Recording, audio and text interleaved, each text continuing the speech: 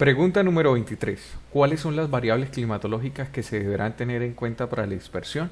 En el texto nos habla sobre la velocidad del viento y el grado de turbulencia.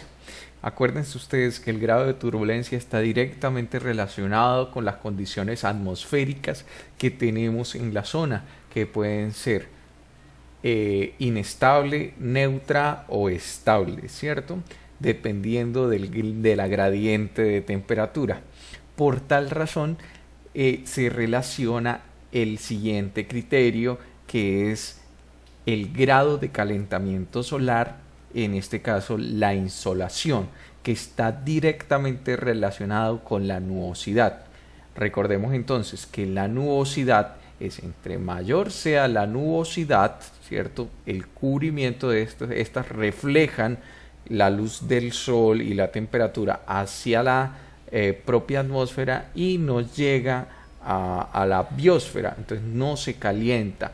Entonces, ojo, la nubosidad es importante, el grado de insolación también, el brillo solar también es de mucha importancia. Recuerden que estos últimos parámetros tienen una relación directa con la temperatura que se da en la zona. Aparte de esto, el viento pues también tiene relación con la temperatura, dependiendo los cambios de temperatura y se da las condiciones para que se dé la velocidad del mismo. Para tener mayor claridad vamos a ver el siguiente video. La ciencia y una parte de la física que estudia los diversos fenómenos meteorológicos que ocurren en una posición, lugar, espacio-tiempo particular en cuanto a aspectos de la atmósfera. Se analizan en el corto plazo y deben de ser pormenorizados a través de las diversas observaciones en los observatorios. Los fenómenos meteorológicos dependen de los instrumentos y de las lecturas que esa instrumentación mande a un punto de control de la contaminación atmosférica o de los parámetros meteorológicos particulares que deban ser conocidos.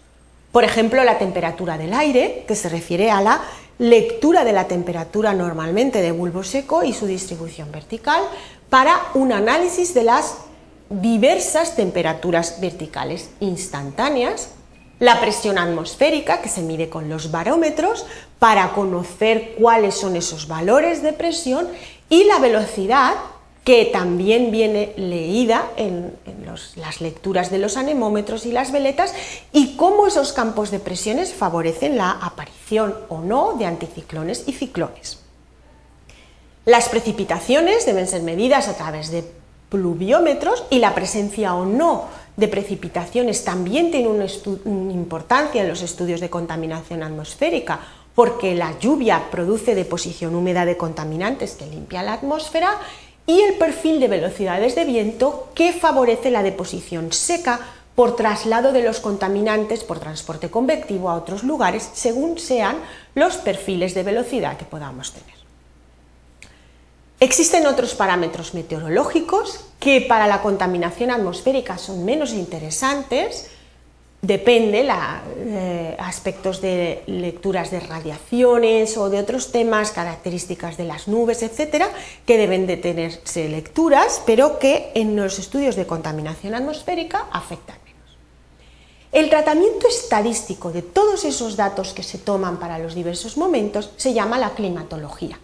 Un clima es un análisis estadístico de todos esos parámetros y variables para determinar cuáles son aquellos que con mayor frecuencia aparecen en las diversas situaciones, siempre a largo plazo, y por ello necesitan muchas lecturas de parámetros meteorológicos en tiempos largos, de más de 10, 30 o 50 años, según sea la fiabilidad de los datos que debemos de conocer. Dentro de la climatología, el aspecto más interesante para los estudios de contaminación atmosférica es la rosa de vientos, porque nos habla de cuáles van a ser las direcciones principales en las cuales se va a dispersar los contaminantes que salen de un foco emisor concreto, como por ejemplo una chimenea, y cuáles pueden llegar a ser las zonas más contaminadas. Para eso necesitamos lecturas de los vientos durante mucho tiempo. Una rosa de vientos debe ser realizada con vientos de lecturas 10 minutales de más de 10 años, con una total certeza de más de 30, porque si no, podemos encontrarnos con rosas de vientos poco representativas. En su caso, se leerán la frecuencia en la cual ocurre cada viento, por lo tanto hay que saber dirección desde la que sopla el viento, magnitud, valor de esa lectura y sentido, hacia dónde sopla el viento. La dirección se caracteriza a través de los rumbos, desde dónde viene el viento, y de esa manera se organizan las mediciones a partir de una representación gráfica como la que se presenta aquí. Se definen unos intervalos de velocidad, rangos en los cuales se lee la lectura de magnitud, y unos intervalos de dirección, rangos en los cuales se ve la lectura de dirección y sentido. Y desde dónde viene el viento se caracteriza a través de unas frecuencias que de forma concircular se van representando sobre la rosa. Puede ocurrir que tengamos lecturas que no hayan tenido ninguna medición. A eso se le llama el viento en calma. Y representa situaciones en las cuales no es que no haya habido viento, es que no lo hemos leído. Por lo tanto, tiene una magnitud menor que el umbral menor del anemómetro.